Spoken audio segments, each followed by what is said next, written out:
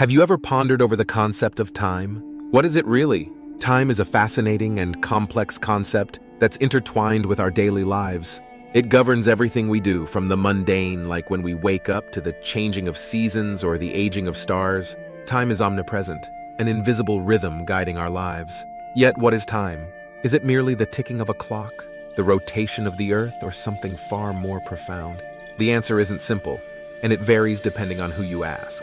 From a physicist's perspective, time is a fundamental structure of the universe, a dimension just like length, breadth, and height. It's an essential element in the equations that describe the universe's workings, woven into the very fabric of reality. But when we switch gears and look at time through the lens of philosophy, things get a bit more abstract. Philosophers aren't interested in clocks or calendars. Instead, they're concerned with understanding the nature of time itself. They ask questions like, does time flow? Is the future real? What does it mean for something to be in the past? And then there's the human perception of time, which is a different beast altogether. We experience time subjectively, feeling it speed up when we're having fun and slow down when we're bored. This perception is shaped by our consciousness, emotions, and even our cultural backgrounds. So you see, the concept of time is a multifaceted gem, shimmering with different hues of understanding depending on the light cast upon it. It's a subject that's fascinated thinkers for centuries, leading to a myriad of theories and interpretations, each more intriguing than the last. Time, in philosophy, possesses a character of its own. It's not just a ticking clock or the pages of a calendar turning. It's a concept that philosophers have grappled with for centuries. You see, time is like a river, constantly flowing and changing, yet it also has an eternal quality to it. Now, when we dive into the philosophical study of time, we encounter two main viewpoints: presentism and externalism. Presentism is the belief that only the present moment exists. It's like being on a boat in the middle of a river. You can see the water around you, feel the current beneath you, but you can't touch the water that's already flowed past you, or the water that's yet to come. According to presentism, the past and the future are just mental constructs, and the only thing that's real is the here and now. It's both fleeting and everlasting, which makes it a fascinating topic in philosophy. On the other hand, externalism takes a different approach. It argues that all points in time are equally real. It's like looking at the entire river from a bird's eye view. You can see where the river starts, where it bends, where it ends. The past, present, and future all exist simultaneously in a timeless landscape.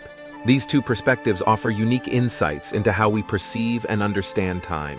They challenge our conventional thinking and invite us to view time not just as a physical phenomenon, but also as a philosophical concept with deep implications. Both presentism and externalism have their proponents and critics, and the debate between them continues to this day. They represent diverse ways of thinking about time, about our place in the universe, and about the nature of existence itself. So let's delve deeper into these two intriguing philosophical views of time. Presentism. The name itself gives away its core belief. As we delve deeper into the philosophy of time, we encounter an intriguing concept known as presentism. This philosophical perspective holds an uncomplicated yet profound belief. Only the present exists. That's right. According to presentism, the past and the future are mere illusions, constructs of our mind designed to make sense of the world. You might be wondering, how can the past and the future be illusory? After all, we have memories of the past, and we make plans for the future. Well, presentists would argue that while we can recollect past events or anticipate future ones, these are not tangible realities. They exist only as mental constructs. In other words, they are not real in the same way the present moment is real. To put it simply, if you were to ask a presentist what's happening, they would respond, only what's happening right now. To them, yesterday's breakfast is as non-existent as tomorrow's dinner. The only thing that truly exists is the here and now, the immediate present. This view of time certainly offers a fresh perspective. It compels us to think about the fleeting nature of existence and the ephemeral quality of our experiences. It emphasizes the importance of the present moment, urging us to be mindful, to be present, to live in the now. However, it's important to remember that presentism is not without its critics. Many philosophers argue that this view is overly simplistic and fails to account for the complexity of time, particularly how we experience it. For instance, How can we make sense of historical events or future predictions under presentism? Yet, despite these challenges, presentism continues to be a significant part of the philosophical discourse on time, stimulating thought-provoking debates and enriching our understanding of this complex concept. Presentism, therefore, offers a unique, albeit limited, view of time. Externalism, on the other hand, presents a stark contrast to presentism. This philosophical stance on time views all points in time, past, present, and future, as equally real, equally existent. In this view, the past isn't a faded memory, and the future isn't an uncertain haze. It's a bit like looking at a timeline. You can see everything laid out before you, from the dawn of the universe to its eventual end. Each point on that timeline is just as real as every other. After all, we can think about the past and plan for the future. We can learn from our mistakes and anticipate future events. If we can interact with these moments in such meaningful ways, aren't they just as real as the present? But it's not just about our personal experiences. Think about the universe itself. Stars that burned out millions of years ago still shine in our night sky. Their light is part of our present, even though its source is long gone. Doesn't that suggest that the past still exists in some form? And what about the future? If we can predict a solar eclipse years in advance, doesn't that imply that the future is already out there, waiting to be experienced? Of course, it's important to remember that externalism isn't about predestination or fate. Just because all moments in time exist doesn't mean they're set in stone. We're still free to shape our lives and make our own choices. Externalism, then, paints a broader picture of time, one where all moments exist together. It's a view that expands our understanding of time, stretching it out to encompass all of existence from the distant past to the far-flung future. Presentism and externalism, two fascinating yet contrasting views of time. Diving into the comparison, let's imagine time as a river. Presentism would assert that only the spot where you're standing, the present, is real. Upstream and downstream, the past and the future are mere illusions. On the contrary, externalism would argue that every point along the river, past, present, and future, is equally real. It's like being able to see the entire river from a bird's-eye view. In the realm of presentism, only the present moment exists. It's akin to being on a stage where the previous scene vanishes as soon as the next one begins. This view impacts our understanding of time and life significantly. The fleeting nature of time under presentism can make our lives seem transitory, ephemeral. Our actions in this light bear immediate consequences, making every moment crucial. On the other hand, the grand stage of externalism holds all scenes, past, present, and future, simultaneously. This view gives us a sense of time's immutability. Our lives, in this context, become a part of an unchanging, eternal whole. Our actions here don't just affect the now, but echo across the entire timeline. Interestingly, these contrasting views also hint at different approaches to life. Presentism could encourage living in the moment, cherishing the fleeting now. Externalism, however, might inspire a long-term perspective, considering how actions today might ripple into the future. Of course, these are philosophical constructs, not empirical facts. They're tools to ponder time, our lives, and the universe. Whether you lean towards presentism, favoring the vibrant immediacy of the present, or lean towards externalism, embracing the continuity of time, is a matter of personal worldview. Understanding these views can lead to fresh perspectives on our existence and the universe. Now let's shift gears and look at how we as humans perceive time. Time. It's a concept that's been studied, debated, and theorized by philosophers and scientists alike. Yet our personal perception of time often varies wildly from these academic discourses. Why is that? The way we perceive time is not just a philosophical or scientific question, it's also a psychological one. Our brains are not impartial clocks, ticking away the seconds with mechanical precision. Instead, they are swayed by a myriad of factors, from our emotions and attention to our physical state and environment. Think about it. When you're engrossed in a thrilling novel or a captivating movie, time seems to fly by. On the other hand, when you're stuck in a boring meeting, every minute can feel like an eternity. This is because our perception of time is closely tied to our level of engagement and interest. Our physical state also plays a significant role. For instance, when we are tired or unwell, time appears to drag on. Conversely, when we're energized and healthy, time seems to pass more quickly. This suggests a link between our bodily rhythms and our perception of time. Furthermore, our perception of time is not a static, unchanging thing.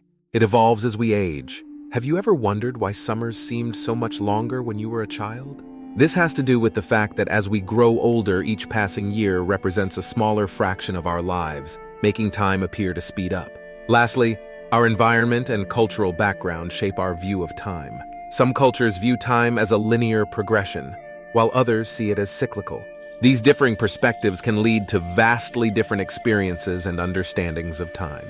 Our perception of time, then, is a complex interplay of the mind, the body, and the world around us. So what does all this talk about time mean to you? Let's delve into this. The philosophy of time isn't just an abstract concept discussed by scholars in ivory towers.